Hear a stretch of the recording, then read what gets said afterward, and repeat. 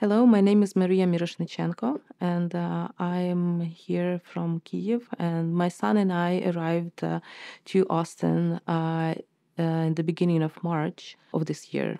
I was born in Kiev, and I grew up in Kiev. Most of my life I spent there, going to school, working. When the war started, and on February 24th, when we heard bombings and when we heard the news, when I received the phone call at 5:30 in the morning, wake up, the war started. And when my son heard that, he has a spectrum of autism disorder. And so he was so scared that he sat under the table in his room for the entire day. I tried to talk to him. I tried to explain to him what was going on, but he would not even talk to me. So that's when I decided that we need to leave at least Kyiv. The plan was to go to Western Ukraine. And we were sure that we will be back in 3 days, maybe in a week. And so we just got the most important things, documents, not too many clothes, because we were going to return. It took us 3 days to get to Uzhgorod, which is Western Ukraine. The trip that normally would take about 9 hours. We stopped twice because the roads were so busy. People were trying to get out. We stopped in Vinnytsia first, and we stopped further west, and everything was booked. It was difficult to find even a place to stay for a night.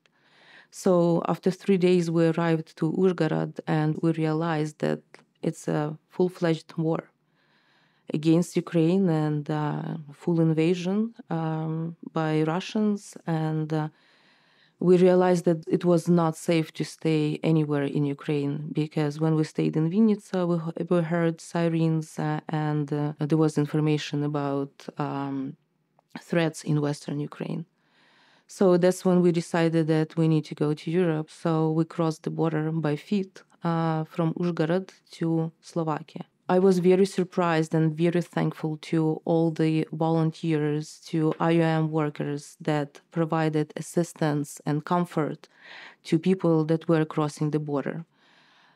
Because the level of stress was skyrocketing. Everybody was scared, women with children, with babies, and with all the suitcases. And bodyguards actually helped as much as they could, and volunteers helped as much as they could.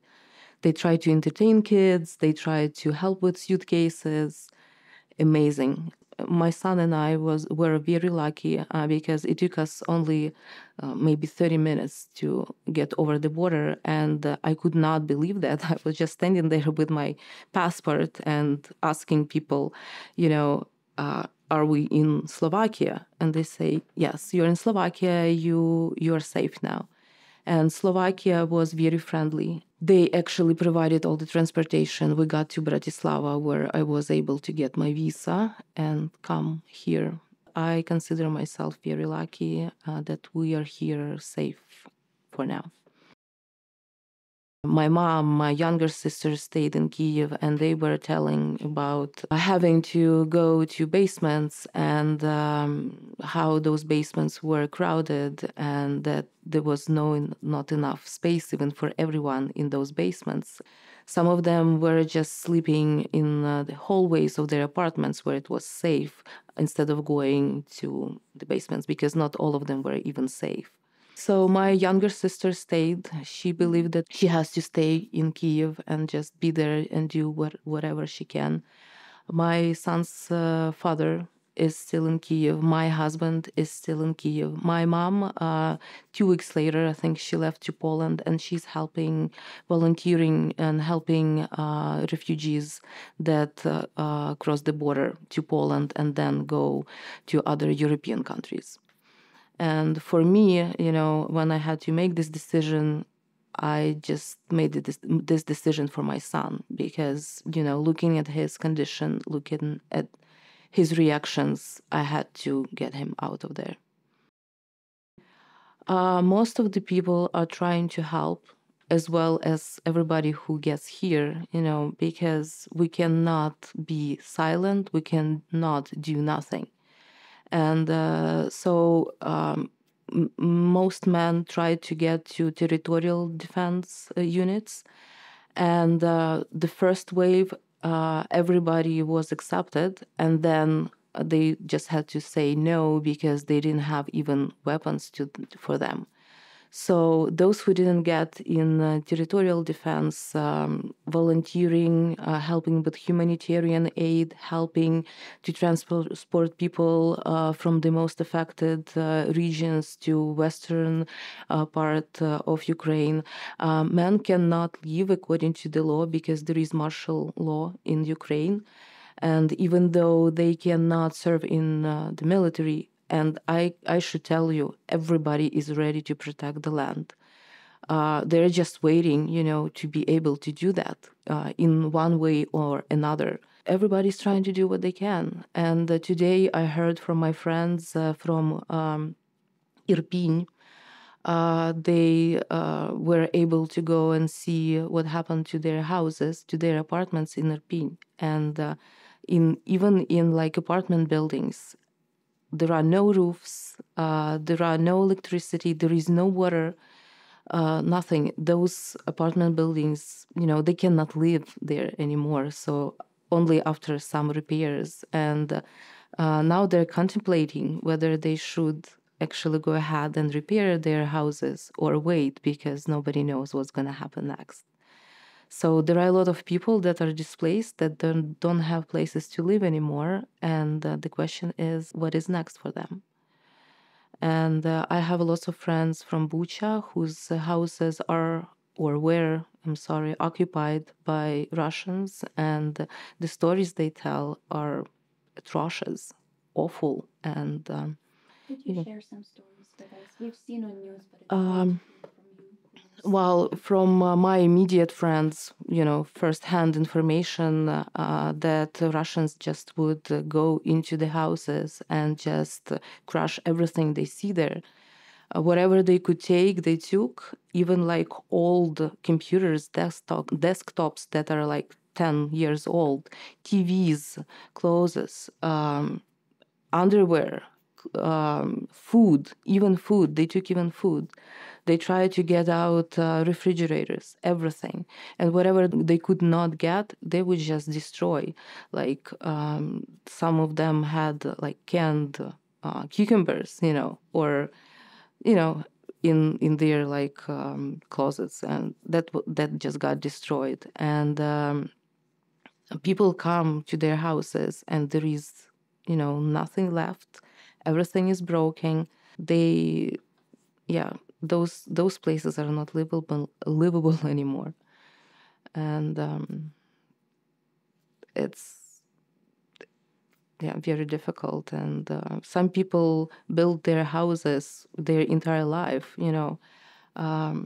worked hard to make money to build those houses with their own hands, and now there is nothing. And people who are my age, and they say, well, we've spent almost all our lives to get something to provide for our families. What can we do now? Where do we have to go to now? I consider myself and my son very lucky that we got out of there, early enough, and we lived in rather safe area. We lived in Kyiv, and Kyiv was protected very well. But even for us, it is not easy, because we had to leave our lives. We had to leave people we loved and cared about. And every morning we start with the question, how are you? And, if this so happens that there is no answer, or when I see that on Telegram the message is not read, 30 minutes is enough to just start worrying. And this is our reality now. Most of my friends decided to stay in Ukraine. Those who have families still moved to western part of Ukraine. And, even those who left Ukraine, all of them, well, 90% of them are planning to go back to Ukraine. I don't know anyone who thinks that it's Ukrainian military doing all these horrible things. We all know who is responsible for that. and we all know who our enemy is now.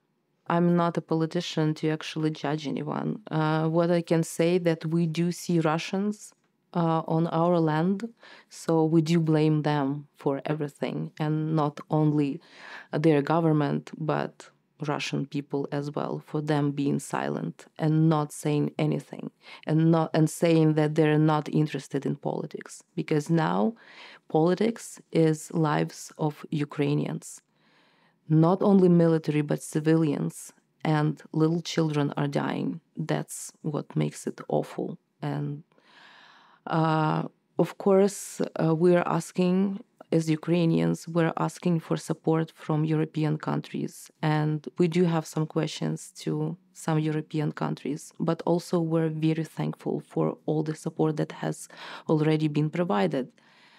And yeah, we're thankful for the support, but we need more, because Ukraine is very strong, and we've seen how our army is fighting, but we need support. Close the sky, weapons, whatever can be provided.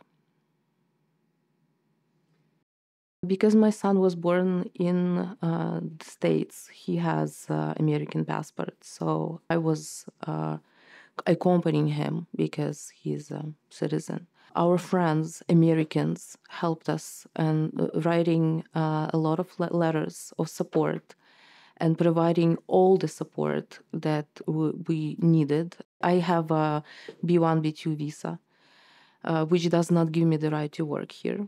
And so it makes it difficult, to even stay here. But we get the support from American friends that we have here, yes. People are very supportive. They all try to help not only our family, but they always ask how we can help Ukraine. And I get a lot of requests from my friends that are in the army and that are providing humanitarian aid, and I ask people for support. Mostly it's donations, and people are very responsive. Also, another thing that is helpful is contacting congressmen and letting them know what is happening with people there and with Ukrainians here as well. Spreading information, spreading issues, asking for help, asking for support. After the announcement by President Biden, I started researching and contacting lawyers, and the response was that there is no framework for Ukrainians to receive any kind of refugee status or any status whatsoever. When 6 months expire, and if there is no program, I will have to go back and take my son with me, and I don't know where.